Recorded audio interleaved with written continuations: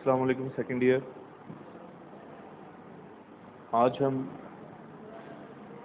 नया टॉपिक, नया chapter start करने जा रहे हैं, वो है इलेक्ट्रोमैग्नेटिज्म। इलेक्ट्रोमैग्नेटिज्म क्या है, इसको डिफाइन करने से पहले एक छोटी सी स्टोरी है, उसको डिस्कस करते हैं। वो ऐसा है कि कुछ अर्सा पहले तक 5 basic forces of nature consider की जाती थी। मतलब 5 ऐसी फोर्सेस हैं जिनकी मदद से पूरे यूनिवर्स में जो भी एक्टिविटीज़ हो रही हैं वो उन 5 बेसिक फोर्सेस की ही वजह से हो रही हैं, उनमें से किसी भी एक की वजह से। तो इसीलिए हमने उनका नाम क्या रखा साइंटिस्ट ने, 5 बेसिक फोर्सेस ऑफ नेचर। ये फोर्सेस कौन कौन सी थी? सबसे पहले फोर्स आप कह लें कि gravitational force, number 1। Number 2 magnetic force. Number 3 electrostatic force. Number 4 strong nuclear force and number 5 weak nuclear force. लेकिन जैसे स्टडीज आगे बढ़ी तो पता ये चला कि इनमें से जो 2 फोर्सेस हैं, एक इलेक्ट्रिक फोर्स और दूसरी मैग्नेटिक फोर्स, इनकी प्रॉपर्टीज लेस और मोर इक्वल हैं, सेम हैं। जैसा कि मिसाल के तौर पर electric charge is of 2 types. Electric charge 2 type का होता है, आपको पता है, एक पॉजिटिव और नेगेटिव। इसी तरह किसी भी मैग्नेट के 2 पोल्स होते हैं, नॉर्थ और साउथ। नॉर्थ पॉजिटिव की तरह बिहेव करता है और साउथ नेगेटिव की तरह बिहेव करता है। इसी तरह चार्जेस की हमने एक प्रॉपर्टी पढ़ी है कि सेम चार्जेस एक दूसरे को रिपेल करते हैं और ऑपोजिट चार्जेस एक दूसरे को अट्रैक्ट करते हैं। इसी तरह मैग्नेटिज्म में भी सेम पोल्स एक दूसरे को रिपेल करते हैं और ऑपोजिट पोल्स एक दूसरे को अट्रैक्ट करते हैं।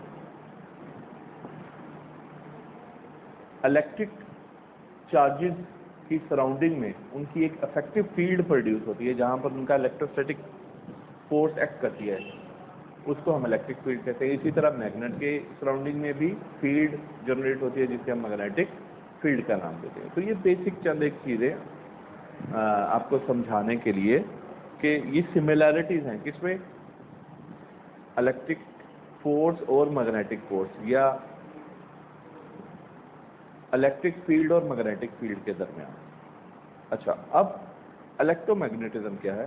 तो लेटर ऑन इन पर जब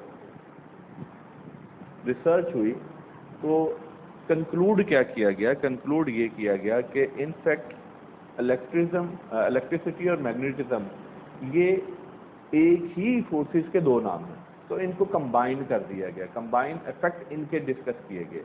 उनमें से एक कंबाइंड इफेक्ट क्या है? इलेक्ट्रोमैग्नेटिज्म। इलेक्ट्रोमैग्नेटिज्म क्या है? इलेक्ट्रिक करंट के मैग्नेटिक इफेक्ट, यानी जब भी किसी कंडक्टर में से इलेक्ट्रिक करंट पास करता है तो उसकी सराउंडिंग में अगर हम चेक करें तो क्या प्रोड्यूस हो जाती है? Magnetic field. इसी तरह अगर किसी मैग्नेटिक फील्ड में मैग्नेटिक फील्ड स्ट्रेंथ चेंज हो जाए तो उसकी वजह से क्या इंड्यूस हो जाता है? इलेक्ट्रिक करंट इंड्यूस हो जाता है। तो स्पेसिफिकली हम जिस ब्रांच की बात आज करने जा रहे हैं वो है इलेक्ट्रोमैग्नेटिज्म। यानी इलेक्ट्रोमैग्नेटिज्म फिजिक्स की, अप्लाइड फिजिक्स की वो ब्रांच है जिसमें हमने इलेक्ट्रिक करंट के मैग्नेटिक इफेक्ट्स को डिस्कस करना है। तो जैसा कि अभी मैंने आपको बताया है कि जब भी किसी कंडक्टर में से करंट पास करेगा तो उसके अक्रॉस क्या जनरेट हो जाएगी? फील्ड। अब फील्ड तो कौन सी फील्ड जनरेट होनी चाहिए? Electric field. लेकिन हम एक एक्सपेरिमेंट के ज़रिए ये वेरीफाई करते हैं कि वो इलेक्ट्रिक फील्ड नहीं है बल्कि वो मैग्नेटिक फील्ड है। यानी जब भी चार्ज मूव करेगा, करंट प्रोड्यूस किस वजह से होता है? फ्लो ऑफ चार्जेस की वजह से। तो जब चार्ज फ्लो करेगा तो चार्ज के फ्लो करने की वजह से इलेक्ट्रिक फील्ड की बजाय उसकी सराउंडिंग में क्या प्रोड्यूस हो जाएगी? Magnetic field. तो ये इलेक्ट्रिक करंट के मैग्नेटिक इफेक्ट हैं। यानी पहला एक इफेक्ट जो हम पहले टॉपिक में डिस्कस करने जा रहे हैं। तो फर्स्ट टॉपिक क्या है हमारा? Magnetic field due to current in a long straight wire. तो एक स्ट्रेट वायर में करंट पास करने की वजह से जो उसकी सराउंडिंग में मैग्नेटिक फील्ड प्रोड्यूस हो रही है उसको हमने डिस्कस करना है। तो इसके लिए सेटअप क्या है? सेटअप ये है कि एक हमने लॉन्ग वायर, कंडक्टिंग वायर ले ली और उसके अलावा एक ईएमएफ सोर्स यानी बैटरी उसके साथ कनेक्ट कर दी। लोअर एंड को हमने पॉजिटिव टर्मिनल के साथ कनेक्ट कर दिया और अपर एंड को हमने नेगेटिव टर्मिनल के साथ कनेक्ट कर दिया। तो जैसे स्विच ऑन करेंगे ऑब्वियसली इसमें से करंट पास करेगा। अब हमने किया क्या है कि इस वायर को, इस लॉन्ग स्ट्रेट वायर को हमने पास करवाया एक कार्डबोर्ड में से, गत्ता आप इसे समझ दें आम फहम जुबान में, कार्डबोर्ड में से पास कराया उसके दरमियान में सुराख करके। अब कार्डबोर्ड के ऊपर हमने क्या रखती हैं? Compass needle. कंपास नीडल का क्या काम है? मैग्नेटिक फील्ड को डिटेक्ट करना। अगर तो कंपास नीडल डिफ्लेक्शन शो करे, अपने आप को अरेंज करे, तो इसका क्या मतलब है कि यहाँ पर मैग्नेटिक फील्ड है।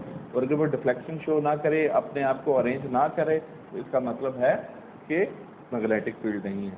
तो जब तक ये स्विच ऑफ रहा, यानी इस सेल को हमने स्विच ऑफ रखा, तब तक हमने देखा कि ये जो मैग्नेटिक कंपास हैं इन्होंने कोई डिफ्लेक्शन शो नहीं की। लेकिन जैसे हमने इसको स्विच ऑन किया, इसमें से करंट पास किया, तो करंट पास करने की वजह से हमने देखा कि नीडल्स ने अपने आप को अरेंज किया। मतलब नीडल्स कब डिफ्लेक्ट करती हैं? किसके जरिए असर डिफ्लेक्ट करती हैं? मैग्नेटिक फील्ड के। तो जैसे ही करंट पास हुआ, उसकी सराउंडिंग में क्या हुआ? जो मैग्नेटिक कंपास थी उन्होंने डिफ्लेक्शन शो कर दी। तो अब अगर आप इसकी magnetic lines of force draw करना चाहें तो स्ट्रेट वायर, याद रखिएगा, स्ट्रेट वायर में से अगर करंट पास कर रहा है, स्ट्रेट वायर कंडक्टर में से करंट पास कर रहा है, तो उसकी सराउंडिंग में पैदा होने वाली मैग्नेटिक फील्ड में लाइंस ऑफ फोर्स की डायरेक्शन क्या होगी? सर्कुलर। मैं फिर रिपीट कर रहा हूँ, स्ट्रेट वायर में करंट पास करने से उसकी सराउंडिंग में प्रोड्यूस होने वाली लाइंस ऑफ फोर्स क्या होंगी? सर्कुलर होंगी। अब इनकी हमने डायरेक्शन फाइंड करनी है लाइंस ऑफ फोर्स की। अगर सर्कुलर हैं तो वो सर्कुलर क्लॉकवाइज भी हो सकती हैं और एंटी क्लॉकवाइज भी हो सकती हैं। तो इस फिगर में, इस दूसरी फिगर में हम ये देख सकते हैं, एक रूल है जिसे हम क्या नाम देते हैं? राइट हैंड रूल का नाम देते हैं। इससे हम इसकी डायरेक्शन फाइंड करते हैं। तो हमने थंब को इरेक्ट करना है। थंब को इरेक्ट करना है किसकी डायरेक्शन में? करंट की डायरेक्शन में। और फिंगर्स को, इसको कर्ल करना है। जब कर्ल ऑफ फिंगर होगी, यानी इसको आप ग्रैस्प करेंगे, इसको पकड़ेंगे, तो थंब पॉइंट कर रहा होगा करंट की डायरेक्शन को, और फिंगर्स की जो रोटेशन है, कर्ल ऑफ फिंगर है, वो किसको रिप्रेजेंट करेगा?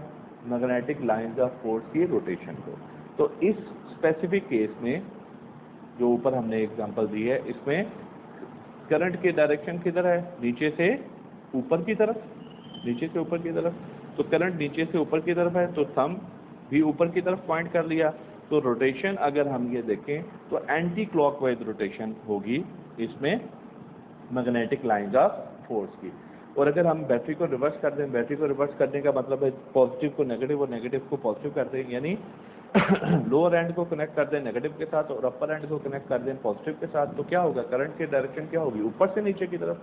तो फिर थंब को पॉइंट कर लें नीचे की तरफ। जब आप थंब को नीचे की तरफ पॉइंट करें तो कर्ल ऑफ फिंगर की रोटेशन क्या होगी?